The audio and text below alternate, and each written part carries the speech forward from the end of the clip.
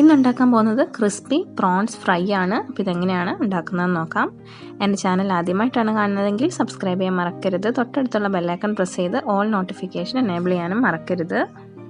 Prawns ഫ്രൈക്കായിട്ട് ഞാൻ 1/2 kilo prawns എടുത്തിട്ട് clean ചെയ്ത് വെച്ചിട്ടുള്ളതാണ്. അപ്പോൾ ഇതിൻ്റെ വെയിനൊക്കെ കളഞ്ഞിട്ടുണ്ട്. അപ്പോൾ 1/2 കിലോ ക്ലീൻ ചെയ്ത് വരുമ്പോൾ ഇത്രയും ഉണ്ടാവും.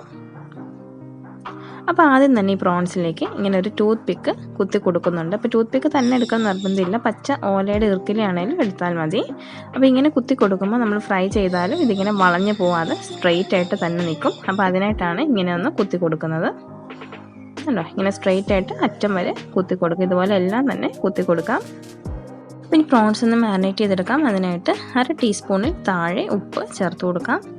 1/2 ടീസ്പൂൺ കുരുമുളക് പൊടിച്ചത്, 1/4 ടീസ്പൂൺ ഒറിഗാനോ ചേർത്ത് കൊടുക്കാം, 1 ടീസ്പൂൺ സോയ സോസ്. അപ്പോൾ സോയ സോസിൽ ഉപ്പുള്ളതുകൊണ്ട് ഉപ്പ് ചേർക്കുന്ന സമയത്ത് ശ്രദ്ധിച്ച് വേണം ചേർക്കാനായിട്ട്.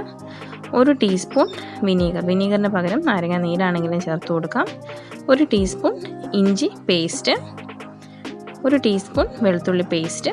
ഇനി ഇതെല്ലാം കൂടി നന്നായിട്ടൊന്ന് മിക്സ് ചെയ്ത് കൊടുക്കാം. അപ്പോൾ ഇതിൻ്റെ കൂടെ തന്നെ 1 ടേബിൾ സ്പൂൺ കോൺഫ്ലോർ കൂടി ചേർത്ത് കൊടുക്കാം. ഞാനത് ആദ്യം ചേർക്കാനായിട്ട് വിട്ടുപോയതാണ്. അപ്പോൾ നമ്മൾ ഈ ചേർത്ത മസാലയൊക്കെ നന്നായിട്ട് ഈ പ്രോൺസിലേക്ക് ഇങ്ങനെ കോട്ടായിട്ടിരിക്കും കോൺഫ്ലോർ ചേർക്കുമ്പോൾ. അപ്പോൾ ഇനി ഇത് 1 മണിക്കൂർ ഒന്ന് മാരിനേറ്റ് ചെയ്യാൻ വേണ്ടിയിട്ട് മാറ്റി വെക്കാം. അപ്പോൾ ഈ മസാലയൊക്കെ നന്നായിട്ട് ഇതിലേക്ക് പിടിക്കും. സമയമില്ല എന്നുണ്ടെങ്കിൽ ഒരു 30 മിനിറ്റെങ്കിലും വെക്കാം. ഫ്രിഡ്ജിലേക്ക് വെച്ച് കഴിഞ്ഞാൽ പെട്ടെന്ന് മാരിനേറ്റായി കിട്ടും. ഇതിപ്പോൾ 1 മണിക്കൂർ കഴിഞ്ഞിട്ടുണ്ട്. പ്രോൺസൊക്കെ നന്നായിട്ട് മാരിനേറ്റായി വന്നിട്ടുണ്ട്. പിന്നെ ഇത് കോട്ട് ചെയ്ത് എടുക്കാം. അപ്പോൾ ആദ്യം തന്നെ പ്ലെയിൻ ഫ്ലോർ ആണിത്, അതായത് വെറും മൈദ. ഇതിലേക്ക് വേറെ ഒന്നും ചേർത്തിട്ടില്ല, മൈദ മാത്രമാണ്. അപ്പോൾ ആദ്യം മൈദയിലൊന്ന് കോട്ട് ചെയ്തെടുക്കാം. നല്ലപോലെ പ്രസ് ചെയ്ത് കോട്ട് ചെയ്തെടുക്കാം.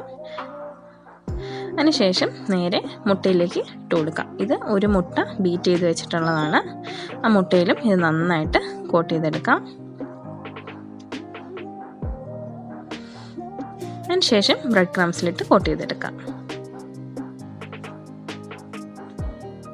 അപ്പം ബ്രെഡ് ക്രംസിലിട്ടിട്ടും നല്ലപോലെ പ്രസ് ചെയ്ത് വേണം കോട്ട് ചെയ്ത് എടുക്കാനായിട്ട്. അപ്പോൾ ആ കോട്ടിങ്ങൊക്കെ നന്നായിട്ട് അതിനകത്ത് സ്റ്റിക്കായിട്ടിരിക്കും.